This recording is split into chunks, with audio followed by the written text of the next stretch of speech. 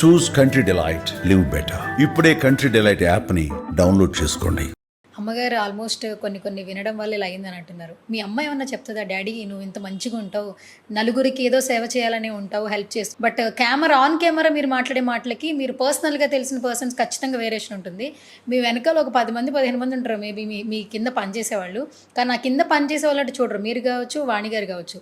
Even ఆమె Instagram open చేస్తే ఇంట్లో ఆవిడ వంట మనిషితో కాఫీ తాగే విధానం కూడా ఇంట్లో పెట్టుకుని వాళ్ళ అవసరాలు తీర్చుకుంటూ ప్రతిదీ గిఫ్ట్స్ ఇస్తూ, వేణుస్వామి దగ్గరికి ఇంటర్వ్యూకి వెళ్తేనే అందరికి ఒక వెంకటేశ్వర స్వామి ఫోటో ఇస్తాడరా అని చెప్పి అందరూ అంటుంటారు.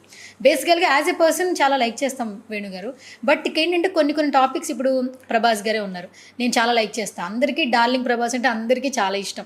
కానీ ఏదైనా ఒక టాపిక్ వచ్చినప్పుడు వెంటనే గుండెల్లో గుబులు వచ్చేస్తుంది.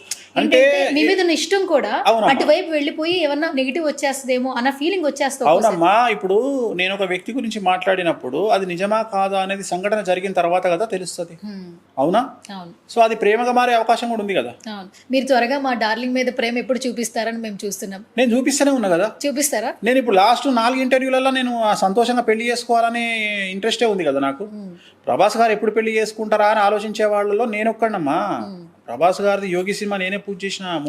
నా క్వశ్చన్ ఏది యాక్చువల్లీ, చాలా సినిమాలు పూజలు చేశారు కదా, ప్రభాస్ గారిని లైవ్ లో చూసారా? యోగి సినిమా చేశారు. యోగి సినిమా చూసిన తర్వాత శంఖం సినిమాకే ఏదో ఆయన ఒకటి దీనికి వచ్చిర్రు. పర్సనల్ చూడడం ఏంటమ్మా, నా సీతాఫలాలన్నీ ఆయనకు పంపిస్తే, సీతాఫలాలు మా ఫామ్ హౌస్ లో పండే సీతాఫలాలన్నీ ప్రభాస్ గారికి పంపిస్తాము. ప్లస్ ప్రభాస్ గారి కళ్ళద్దాలంటే నాకు ఇష్టము.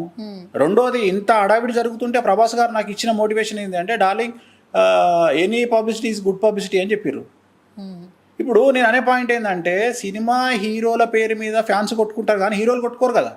సో ప్రభాస్ గారికి నాకు ఉన్నటువంటి రిలేషను మంచి రిలేషను. సో ఇక్కడ జనాలు అర్థం చేసుకునే విధానం వేరు. నేను అదే చెప్తున్నా, నేను అన్నింటినీ బయటికి పెట్టలేను. నా దగ్గరకు వచ్చే సెలబ్రిటీలు అందరి గురించి నేను బయటికి చెప్పలేను. అంటే బయట వస్తున్న ఆడియో కాల్స్ కావచ్చు, ఇవన్నీ మాట్లాడుతుంటే ఏంటంటే ఏది జరుగుతుంది, ఏం మాట్లాడుతుందో తెలియదు, కొంత నెగిటివిటీ. ఇప్పుడు నేను అనేది ఏంటంటే తల్లి, ఆడియో అనేది మనం స్వేచ్ఛగా మాట్లాడుకునేది నా ప్రైవసీ అమ్మ.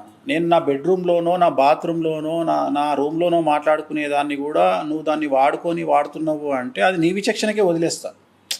నేను అనే పాయింట్ ఏంటంటే, ఇప్పుడు నా దగ్గర 190 మంది ఇన్ఫర్మేషన్ నా దగ్గర ఉంటుంది. రెండోది, నేను నా ఆఫీస్లో కూర్చుంటే నా దగ్గరికి బ్యూరోక్రాట్లు వస్తారు, జర్నలిస్టులు వస్తారు, ఐపీఎస్లు వస్తారు, మీడియా ఛానల్ అధిపతులు వస్తారు, యాంకర్లు వస్తారు, స్టింగర్లు వస్తారు. అర్థమైందా? స్టింగర్లు వస్తారు. సో ఆ స్టింగర్లలో ప్రాణాలకు తెగిడ్చే స్టింగర్లు కూడా ఉంటారు నా దగ్గరకు వస్తారు, చేయించుకుంటారు. సో చాలా మంది వస్తారు. నా దగ్గర ఉన్న ఇన్ఫర్మేషను కంటిన్యూగా సెన్సేషన్ కావాలి అంటే మన తెలుగు ఛానల్స్ అన్నిటికీ ఫీడ్ ఇచ్చిన ఒక 2 సంవత్సరాలు అయిపోతుంది, ఇంకా ఉంటుంది నా దగ్గర. నేను ఒకవేళ సంచలనాలు ఇవ్వాలంటే నేను టీవీ ఛానల్ అధిపతుల గురించి సంచలనాలు ఇస్తా, టీవీ న్యూస్ రీడర్ల గురించి సంచలనాలు ఇస్తా. సో చాట్ల దగ్గర నుండి నా దగ్గర ఉంటాయి. చాట్ ఉంటుంది కదా, చాట్ హిస్టరీ కూడా ఉంటుంది, వాట్సాప్ చాట్.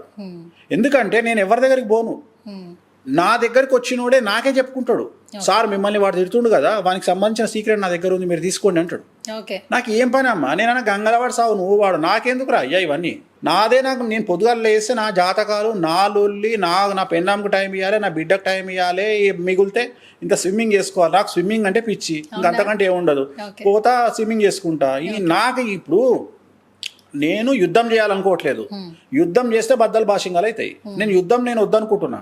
నేను నా తరపున నేను కూల్, నా పనేదో నేను చేసుకుంటున్నా. ఇంకోటి, నేను అవతల వ్యక్తులను శత్రువులుగా నేను భావించా. ఎందుకంటే పొద్దున్న లేస్తే నన్ను 100 మంది తిడతారు. ఇప్పుడు ఈ వీడియోలో కూడా ఇంటర్వ్యూలో వాడు ఎవడో పందినా కొడుక మళ్ళీ వచ్చి రవ్వంటాడు నన్ను. ఇప్పుడు నేను వాళ్ళ ఇంటికి పోవాలన్నా? నేను అనేది ఏంటంటే ఇవన్నీ నాకు వద్దు. నేను నా ఫ్యామిలీతోని, నా పెళ్ళాంతోని, నా టూర్లు, నా ఎంజాయ్, పుట్టినందుకు 2 జీవితాలు అనుభవించి చచ్చిపోతా. నా కాన్సెప్ట్ అది. ఒకసారి రాజా సార్కి ఆల్ ది బెస్ట్ చెప్పండి సార్, మా డార్లింగ్ మీ నోటితో వినాలంది. డార్లింగ్ ప్రభాస్ రాజా సార్కి ఆల్ ది బెస్ట్. సెప్టెంబర్లో, ప్రజెంట్ అయితే సెప్టెంబర్లో డేట్ ఇస్తున్నారు. సో సెప్టెంబర్లో రాజా సార్ రిలీజ్, సూపర్ హిట్ కావాలి డార్లింగ్. సో నేను కూడా హ్యాపీగా ఫీల్ అవుతా. త్వరలో కలిసి ఒక వీడియో పెడతా. డార్లింగ్ ఒక గిఫ్ట్ ఇస్తా అన్నాడు నాకు. ఆ గిఫ్ట్ ఇస్తే ఆ గిఫ్ట్ తీసుకొని వీడియో పెడతా. మొత్తానికి మాకు కూడా చాలా హ్యాపీగా ఉంది విషెస్ చెప్పినందుకు. అండ్ మీరు చాలా ఈ ఇంటర్వ్యూలో చాలా ఓపెన్ అయ్యారని నాకు కూడా అనిపిస్తుంది. నేను చాలా హ్యాపీ ఫీల్ అవుతున్నాను యాక్చువల్లీ. బయట చూసేదానికి ఇప్పుడు మాట్లాడేదానికి చాలా తేడా ఉంది. అందరు అట్లనే అనుకుంటారు తల్లి. ఇక్కడికి వచ్చేవరకే అట్లా అనుకుంటారు. ఇక్కడికి వచ్చినాక అందరికి అర్థమవుతుంది. రెండోది నీకు వ్యక్తిగతంగా నేను తెలుసు. ఇక ఇప్పుడు నా ప్రొఫెషన్ తల్లి, ఏ ప్రొఫెషన్ గా చూడాలి అంతే. ఇక దానికి ఏముంది, ఇక మన తప్పు పడితే ఇక ఎవరు. ఓకే, సో చివరిగా ఆస్ట్రాలజీలు అందరిలో కూడా మీరే ఫస్ట్ అనుకుంటా రేంజ్ రోవర్ కారు వాడుతున్న పర్సన్. అండ్ మీ మెయింటెనెన్స్ కూడా అంత హైగా ఉంటుంది, అంటే ప్రతిదీ బ్రాండెడ్ వాడుతూ ఉంటారు. మీ బట్టలు కూడా లగ్జరీగా బతకాలి అంతే. మీ బట్టలు ఎల్లో ఎక్కువ చూస్తుంటా, అంటే నేను బాగా పసుపు రంగుతో ఉన్నటువంటి అవి ఎక్కువ చూస్తుంటారు. కామాఖ్య అమ్మవారి దగ్గరికి వెళ్ళినప్పుడు ఎరుపు రంగులు, ఎరుపు, రాజశ్యామల, పసుపు, బగాళముఖి అంతకు ముందు ఎప్పుడు చూసినా కూడా అవే కనిపిస్తాయి. ఈ రంగులకి ఏమైనా ఉందా, అర్థం ఉందా, లేదా మీ జాతకం ప్రకారం వేసుకుంటారు? లేదు. పసుపు రంగు అనేది గురుబలం ఇస్తుంది. బగాళముఖి, రాజశ్యామల ఎరుపు రంగు. సో అట్లా అమ్మవారిని బట్టి నేను చేసే పూజలను బట్టి నేను డ్రెస్సులు వేసుకుంటా. ఎందుకంటే మా మీద చాలా ఎఫెక్ట్ ఉంటుంది. ఆ పూజలు చాలా పవర్ఫుల్ పూజలు. అవి చేసేటి ఆర్డినరీ పూజలు కాదు. అవి ఎవ్వరు చేయలేరు. వాటిని విమర్శించడం చాలా ఈజీ, చేయడం చాలా కష్టం. ఎందుకంటే బాగా రిస్క్తో కూడుకున్నది. ఖచ్చితంగా నాన్ వెజ్ లిక్కర్ లేకుండా ఆ పూజలు చేయలేము. సో ఖచ్చితంగా అవి చేయాలంటే కొన్ని నియమాలు ఉంటాయి. అందుకని ఆ బట్టలు వేసుకొని చేయాలి అవి. అందుకని వాటిని వాడుతాం. ఓం నమో వెంకటేశాయ.